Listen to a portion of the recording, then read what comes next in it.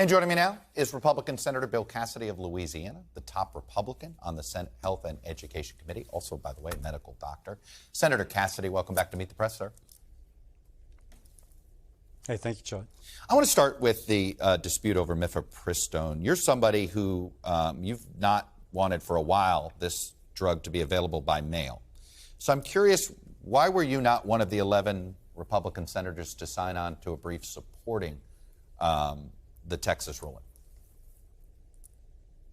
I'm not quite sure what you're asking there. I get to sign on briefs all day. I'm not sure that has any great importance. I think what is important is that we have a political process by which we resolve these issues. That particular ruling seems to be going through, it was on a process-oriented thing. Among the reasons that they ruled that way, I'm told, is that the FDA did not follow correctly the Administrative Procedures Act. Now, that's a question of fact. It can be resolved by the courts. It's actively being resolved.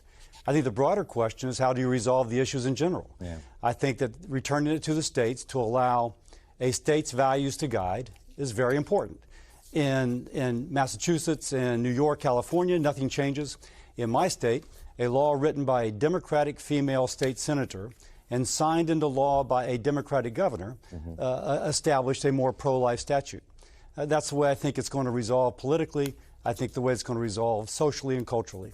And on the decision on Mifepristone, do you believe that the scientific community should sort of take precedent here? The American College of Obstetrics and Gynecology says that Mifepristone is safe and effective. You have said their word matters when it comes to over-the-counter birth control. Should their word matter when it comes to the use of Mifepristone? So I think you're going back to the kind of assertion that the principal basis of the court case in Texas was about the safety. And I think specifically it said that it was supposed to, the accelerated pathway was supposed to approve a drug to treat an illness.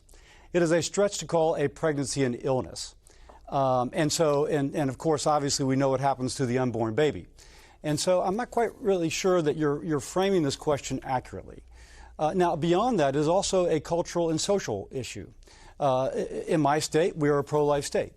We have legislation which is far more pro-life than it is in, say, California.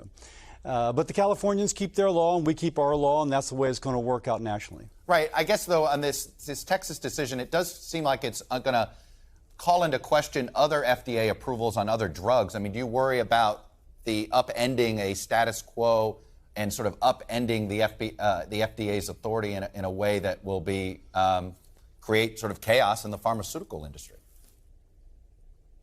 I think that's totally alarmist. It's totally alarmist. And by the way, when did the FDA go above the law? It can ignore the Administrative Procedure Act, which every other agency has to follow theoretically, but they don't have to. So I mean, I think that's alarmist. And I also think that the FDA should not be above the law. I want to get you to respond to something Governor Chris Sununu said about the larger debate about Roe v. Wade and this. Take a listen. I'm curious what your reaction. Roe v. Wade, whether you agreed with it or not, there was a 50-year precedent there. There's a 20-year precedent with this thing. So now to the American public, it looks like Republicans are coming in and trying to massively change and blow up the system and all of this sort of thing. You think he has a point? If he's speaking about the public's perception, I would say that would be the case. Yeah. That would be the case. There was a doctor from New Jersey who was testifying before Congress and just, grieving about how all of our patients were fearful. I'm thinking, nothing's going to change in New Jersey. She doesn't understand the law, or if she understands it, she's deliberately mischaracterizing. So there is a perception issue out there. But what Dobbs does, it returns to states the decisions to allow the decision to be reflective of the state. In New Jersey, it doesn't change. In Louisiana, it reflects our values. Again, a law written by a Democratic female state senator signed into law by a Democratic governor. So I'm not quite. So I agree with the kind of the premise, but of what Governor Sununu said. But I'm kind of disagreeing with how you're presenting it. Are you still glad that Roe v. Wade was overturned, or do you think in hindsight this was? You've always said that this is an uncomfortable. It's hard to find a middle ground. Did it turn out Roe v. Wade was the uncomfortable middle ground for America? I think Dobbs is the uncomfortable middle ground, where people will confront that there's a diversity of opinion, and no one group has the ability to impose their will upon the other.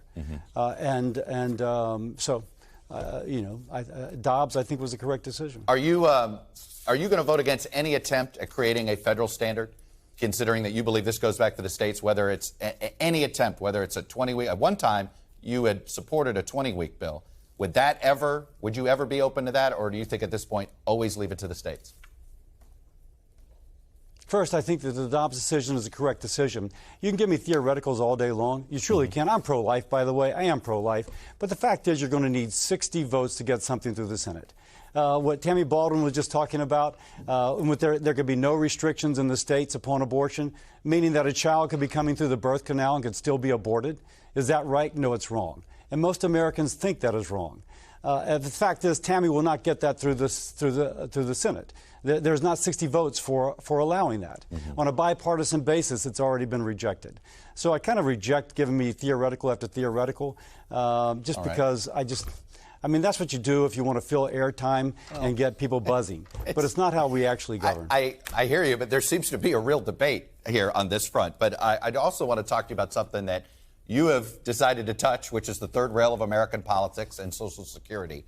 And before I ask you about it, I want to play this ad that Donald Trump is running against Ron DeSantis on this issue. Take a look. DeSantis has his dirty fingers all over senior entitlements, like cutting Medicare, slashing Social Security, even raising our retirement age. How much harder is the former president and, frankly, most now Republican elected officials who are suddenly running away from touching anything with Social Security, Medicare, or Medicaid? How much harder is this making your job of trying to convince Republicans to have this conversation? You know, both Joe Biden and former President Trump have the same plan, which is to do nothing on Social Security and to allow a 24% cut to benefits when the fund goes insolvent in about 8 or 9 years. They both have the same plan. It does make it harder.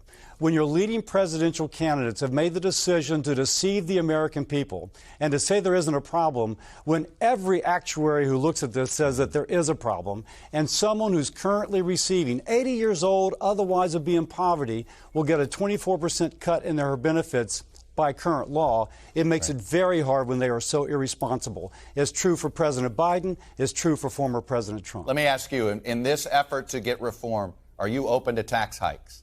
I mean, it's going to have to be some combination of tax hikes and probably raising the retirement age. What we have is a big idea. And in our big idea, we create a fund which is separate from Social Security. We put about $1.5 trillion in it, and we allow it to be invested in the nation's economy. There's no risk borne by the beneficiary, and there's no Social Security dollars put into this separate fund. And we allow it to sit there, and we allow it to grow. And at the end, it helps bridge Social Security to sustainability. All the risk is borne by the fund. Now, what you do in the additional 25%, that is 75% of what we need to do. The additional 25% are dials that politically we have to come together and resolve. If one side proposes something, the other side will demagogue it. We see Trump and we see Biden demagoguing it now. We need honesty with the American people, but we have a big idea that solves 75% of the problem, and that's a pretty good idea. Well, Senator Cassidy, it is a tough issue for you to try to take a leadership position on. Good luck. We'll be watching, and I look forward to continuing this discussion down the road. Thanks for coming on and sharing your perspective. Thank you, Chuck. Thanks for watching our YouTube channel. Follow today's top stories and breaking news by downloading the NBC News app.